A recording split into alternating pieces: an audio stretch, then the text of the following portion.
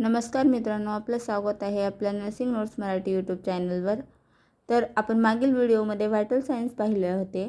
तर vital science हे 5 आहेत: तापमान, पल्स, रेस्पिरेशन, रक्तदाब आणि पेन. तर त्यापैकी एक इम्पॉर्टंट आहे जे ब्लड प्रेशर म्हणजे रक्तदाब. हे आज आपण पाहणार आहोत. ते एक्झाममध्ये 5 मार्काला किंवा 15 मार्काला विचारलं जाऊ शकतं. तर आपण त्याची डेफिनेशन पाहू. रक्तवाहिनीतून वाहणाऱ्या रक्ताच्या त्याच्या भिंतीवर पडणारा दाब म्हणजे रक्तदाब होय. म्हणजे हृदयाच्या आकुंचन व प्रसरण होऊन त्यामुळे निर्माण होणारा दाब म्हणजे रक्तदाब होय. रक्तदाब हे 2 प्रकारे असतात: एक सिस्टोलिक रक्तदाब आणि एक डायस्टोलिक रक्तदाब. तर सिस्टोलिक रक्तदाब हे हृदयाच्या जवनिकांचे जोरदार आकुंचन झाल्यामुळे रोहिणीतील रक्ताचा दाब हा सर्वात जास्त असतो. या दाबाला सिस्टोलिक रक्तदाब असे म्हटले जाते. आणि डायस्टोलिक रक्तदाब म्हणजे हृदयाच्या जवनिकांच्या म्हणजे व्हेंट्रिकल्सच्या आकुंचनानंतर विश्रांतीच्या वेळी रोहिणीतील रक्ताच्या दाबाला डायस्टोलिक रक्तदाब असे म्हणतात. सिस्टोलिक रक्तदाब हे जास्त असतो तर डायस्टोलिक रक्तदाब हे कमी असतो. तर डायस्टोलिक रक्तदाब हा सिस्टोलिक रक्तदाबापेक्षा जवळजवळ 30 ते 50 mmHg ने कमी असतो. आणि सिस्टोलिक आणि डायस्टोलिक या रक्तदाबामधला प्रेशर जेव्हा कमी असतो त्या दोन्हीतल्या फरकाला पल्स प्रेशर असे म्हटले जाते. स्वाभाविक रक्तदाब. प्रौढ निरोगी व्यक्तीचा स्वाभाविक रक्तदाब हे 120/80 mmHg असतो. तर सिस्टोलिक रक्तदाब हे 150च्या वर किंवा 90च्या खाली गेल्यास अस्वाभाविक समजावे, म्हणजे तिथे काहीतरी इमर्जन्सी आहे असे समजावे. वर्धित रक्तदाब म्हणजे हायपरटेन्शन. हायपरटेन्शन हे 150/110च्या वर असेल तर वर्धित रक्तदाब असतो म्हणजे हायपरटेन्शन असतो. आणि हायपोटेन्शनमध्ये 60/80 mmHg पेक्षा कमी असेल तर हायपोटेन्शन असतो. तर रक्तदाबावर परिणाम घडविणारे घटक हे खूप इम्पॉर्टंट आहेत. ते एक्झाममध्ये 5 मार्कला विचारले जाऊ शकतात. तर पाहू आपण परिणाम घडविणारे घटक. तर पहिला आहे वंश. वंश कसे? इतरांपेक्षा निग्रोचा रक्तदाब जास्त असतो. म्हणजे निग्रो जे काही लोक असतात त्यांचा रक्तदाब हा जास्त असतो. वातावरण. उत्तर दक्षिण ध्रुवातील व्यक्तींचा रक्तदाब जास्त असतो. उष्ण प्रदेशातील लोकांचा रक्तदाब समशीतोष्ण प्रदेशातील लोकांपेक्षा कमी असतो. म्हणजे जे काही लोक उष्ण प्रदेशात राहतात त्या लोकांचा रक्तदाबापेक्षा समशीतोष्ण प्रदेशातील लोकांपेक्षा कमी असतो. ज्या ठिकाणी उष्णता जास्त आहे त्या ठिकाणच्या लोकांचा रक्तदाब जास्त असतो. तर ज्या ठिकाणी थंडीचे वातावरण आहे तिथल्या लोकांचा रक्तदाब कमी असतो. शरीरयष्टी म्हणजे बॉडी बिल्ड. जास्त वजन असणाऱ्या लठ्ठ बोजड व्यक्तींचा रक्तदाब समवयस्क किरकोळ शरीरयष्टीच्या व्यक्तीपेक्षा रक्तदाबापेक्षा कमी होतो.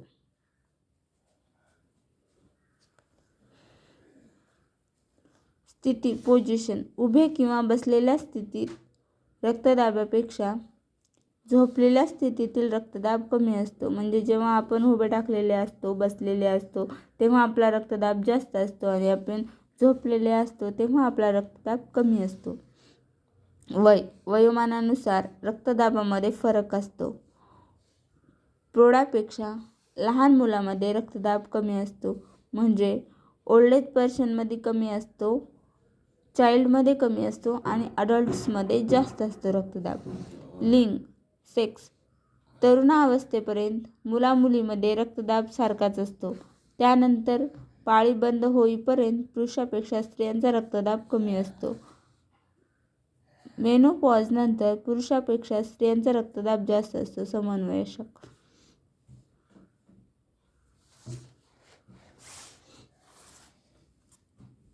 सकाळी उठल्याबरोबर रक्तदाब कमी असतो, तर दिवसभराच्या श्रमानंतर तो वाढतो आणि नंतर तो हळूहळू कमी होतो.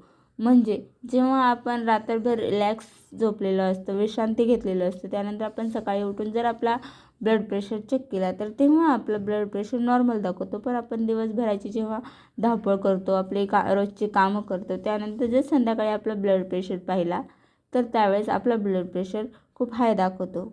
पण थोड्या विश्रांतीच्या नंतर तो लगेचच बरा होतो. त्याला आपण जास्त हायपरटेन्शन किंवा हाय ब्लड प्रेशर असं म्हणू शकत नाही, कारण विश्रांतीच्या नंतर तो लगेच व्यवस्थित होतो.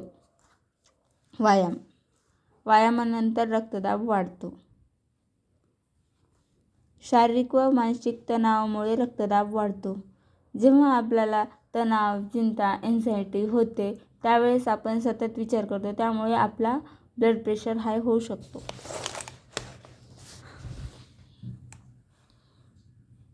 वेदना. तीव्र वेदनेमुळे रक्तदाब तात्पुरता वाढतो. वेदना कमी झाल्यावर स्वाभाविकतेला येतो. म्हणजे जेव्हा आपल्याला दुखणे किंवा वेदना होते, पेन होते, त्यावेळेस आपला ब्लड प्रेशर वाढतो आणि त्यानंतर व्यवस्थित होतो. भावना.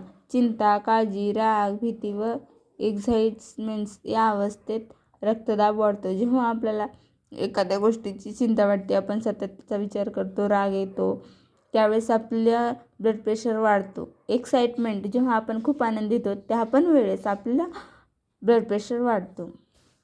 व्यवसाय. धावपळीचे, श्रमाचे, ताणतणावाचा व्यवसाय असणाऱ्यांच्या रक्तदाब बैठे व ताणतणावयुक्त व्यवसाय असणाऱ्या व्यक्तीपेक्षा जास्त असतो. म्हणजे जे काही धावपळीचे काम करणारे लोक आहेत, ज्यांना श्रमाचे काम करावं लागते, त्यांच्यामध्ये रक्तदाब हा जास्त असतो आणि जे काही बैठे काम करतात अशा लोकांना रक्तदाब कमी असतो. आजार. मूत्रपिंड व रक्तभिसरण संस्थेच्या आजारामध्ये रक्तदाब वाढतो, तर हृदयक्रिया कमकुवत झालेल्या आजारामध्ये रक्तदाब कमी असतो. रक्तस्राव झाल्यास रक्तदाब कमी होतो. म्हणजे मूत्रपिंड, रक्तभिसरण संस्था, किडनीचे आजार, रक्तभिसरणाचे आजार, जे काही आजार आहेत त्यामुळे रक्तदाब वाढतो. तर हृदयक्रिया कमकुवत म्हणजे हार्ट्स रिलेटेड जे काही डिसीज आहेत त्यामुळे रक्तदाब कमी असतो. तर रक्तस्राव झाल्यास, जर आपल्या शरीरामधून ब्लिडिंग झाल्यास तेव्हा पण ब्लड प्रेशर कमी होतो. मेंदूचे आजार यामध्ये रक्तदाब वाढतो. ड्रग्स म्हणजे औषधे. काही औषधामुळे रक्तदाब वाढतो, तर ॲमिल नायट्रेट हे नायट्रोग्लिसरीन सारख्या औषधामुळे रक्तदाब कमी होतो.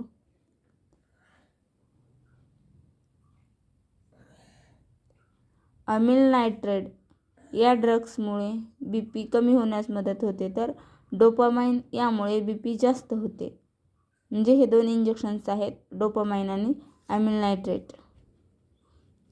डोपामाइनमुळे ब्लड प्रेशर जास्त, म्हणजे जर लो झाला असेल कोणाचा तर त्याचा वाढवण्यास मदत होते, तर ॲमिल नायट्रेटमुळे बीपी हाय झाली असेल तर बीपी आपण कंट्रोलमध्ये आणू शकतो.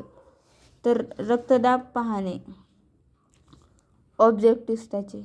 रुग्णाची सामान्य अवस्था कळण्यासाठी, रोग निदान करण्यासाठी, वर्धित रक्तदाब म्हणजे हायपरटेन्शन आहे का हायपोटेन्शन आहे हे पाहण्यासाठी, त्याला जे काही हायपरटेन्शन आणि हायपोटेन्शनमध्ये जे काही औषधे चालू आहेत त्याचा परिणाम पाहण्यासाठी, रुग्ण शॉकमधून बाहेर येत आहे की त्याची अवस्था ढासळत आहे हे पाहण्यासाठी, शस्त्रक्रियेनंतर म्हणजे ऑपरेशननंतर रुग्णाची सामान्य स्थिती पाहण्यासाठी, ऑपरेशननंतर व ऑपरेशन पूर्वी ही स्थिती पाहावी. बहुतेक सर्वच आजारामध्ये रक्तदाब पाहतात.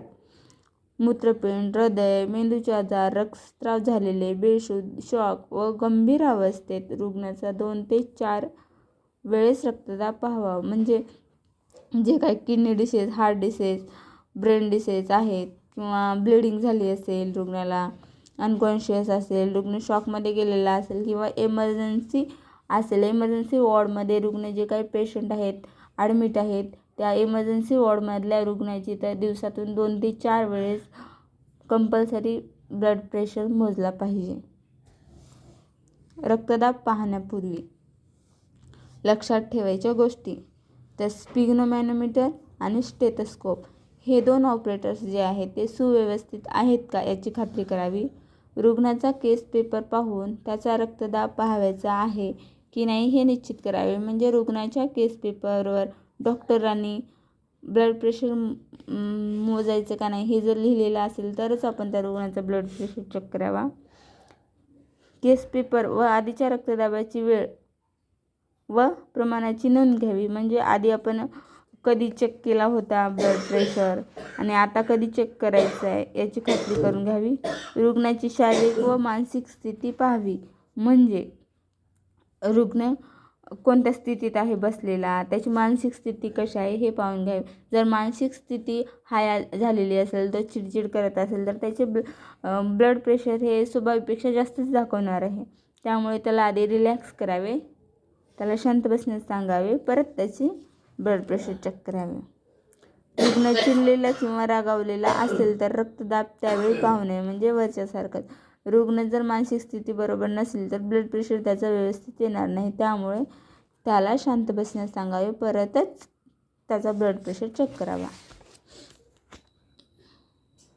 वेदनेमध्ये असलेल्या त्या चिंताग्रस्त रुग्णाचा रक्तदाब त्यावेळी पाहू नये. म्हणजे जर रुग्णाला एखादी जास्तच वेदना होत असेल, पेन होत असेल आणि रुग्णाची मनस्थिती व्यवस्थित नसेल तर त्याचा रक्तदाब हाय दाखवणार आहे.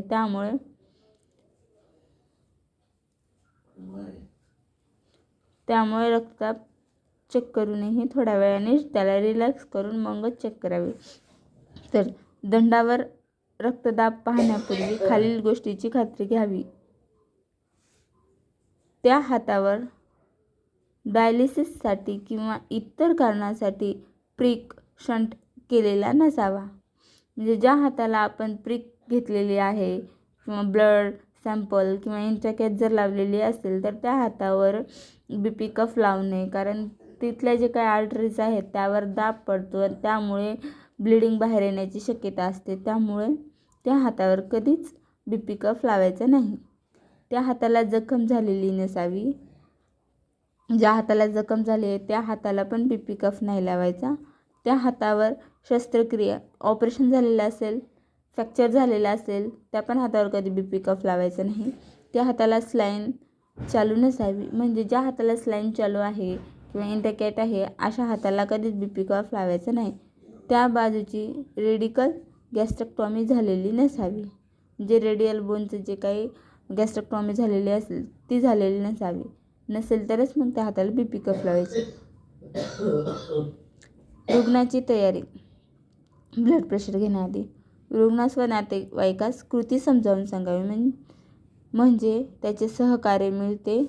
रुग्ण धावत पळत आलेला नसावा. आलेला असेल तर त्याला 5 ते 10 मिनिटे विश्रांती घ्यायला लावून मगच रक्तदाब पाहावा. तर ब्लड प्रेशर पाहण्याची प्रोसिजर. चला तर आपण प्रोसिजर पाहू. क्रॉस इन्फेक्शन टाळण्यासाठी हात स्वच्छ धुवून सर्व साहित्य गोळा करावेत. रुग्णास त्रास होऊ नये व काम करण्यास सुलभ व्हावे म्हणून सर्व साहित्य रुग्णाच्या उजव्या बाजूस नेऊन ठेवावे. उजव्या बाजूस बेडसाईड लॉकरवर नेऊन ठेवावे. रक्तदाब. स्पिग्नोमॅनोमीटरचा पट्टा हा रुग्णाच्या दंडास हळुवारपणे परंतु घट्ट व सरळ असा बांधावा. म्हणजे स्पिग्नोमॅनोमीटरचा पट्टा हा रुग्णाच्या दंडास बांधावा. जास्त घट्ट पण नाही बांधायचा, जास्त ढिळा पण नाही बांधायचा, ते मिडियम असला पाहिजे. कारण दुमडल्यास अतिसैल बांधल्यास चुकीचा रक्तदाब दिसण्याची शक्यता असते. व्यवस्थित न बांधल्यास ढिला किंवा जास्त फिट झाला तर रक्तदाब व्यवस्थित आपल्याला दिसू शकत नाही.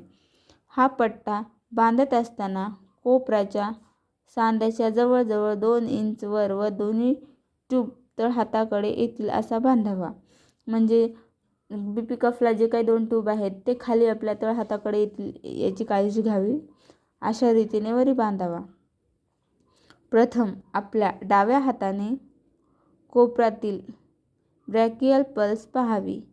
म्हणजे BP कफ बांधल्याच्या नंतर आपल्या BP कफच्या खाली जे काही कोपरा आहे तिथे ब्रॅकियल आर्टरी असते, ब्रॅकियल आर्टरी पाहावी. नंतर त्यावर स्टेथोस्कोप ठेवून कानाने नाडीचे ठोके ऐकावेत.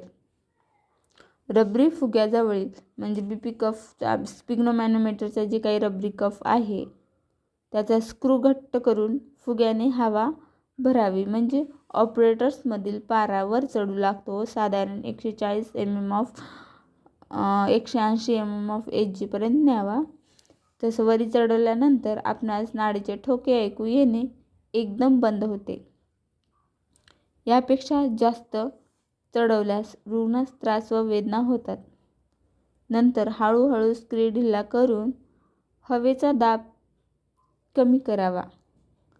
त्यावेळी आपणास नाडीचे ठोके ऐकू येण्यास सुरुवात होईल. म्हणजे जेव्हा आपण हळूहळू स्क्रू ढिला करतो, हवेचा दाब कमी करतो, त्यावेळेस आपणास पल्स ऐकू येतात. तो सिस्टॉलिक रक्तदाब असतो. जेव्हा आपल्याला स्क्रू ढिला करून हळूहळू आपण पारा खाली घेतो, त्यावेळेस आपल्याला जेव्हा नाडीचे ठोके ऐकू येतात त्याला सिस्टॉलिक रक्तदाब असं म्हटलं जातं. कारण हृदयाच्या जवनिकांच्या जोरदार आकुंचनामुळे तो निर्माण झालेला असतो. हळूहळू हवेचा दाब कमी केल्यामुळे ठराविक ठिकाणी आपल्याला नाडीचा ठोका बनलेला ऐकू येतो, म्हणजे तो डायस्टॉलिक रक्तदाब असतो. म्हणजे जेव्हा आपण हळूहळू हवेचा दाब कमी करतो त्यावेळेस आपल्याला नाडीचा ठोका हा बंद झालेला ऐकू येतो, त्यावेळेस डायस्टॉलिक रक्तदाब असतो. ज्याच ठिकाणी नाडीचा आपल्याला ठोका ऐकू येतो त्याला सिस्टॉलिक आणि बंद झाला त्याला डायस्टॉलिक असं समजलं जातं.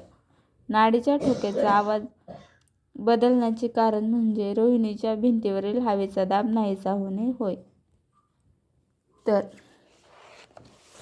ब्लड प्रेशर पाहण्याचे ठिकाणे: ब्रॅकियल आर्टरी म्हणजे मध्यदंड, हाताचा कोपरा. रेडियल आर्टरी मनगटाची आर्टरी. पॉप्लिटियल आर्टरी हे गुडघ्याच्या मागील असते. फेमोरल आर्टरी म्हणजे मांडीतील आर्टरी. डॉर्सिलेस पेडिस आर्टरी हे घोट्याजवळील आर्टरी असते. म्हणजे ह्या 5 ठिकाणाहून आपण ब्लड प्रेशर पाहू शकता. तर थँक्यू मित्रांनो. असंच नवनवीन व्हिडिओ पाहण्यासाठी लाईक्स आणि सबस्क्राईब करायला विसरू नका. थँक्यू.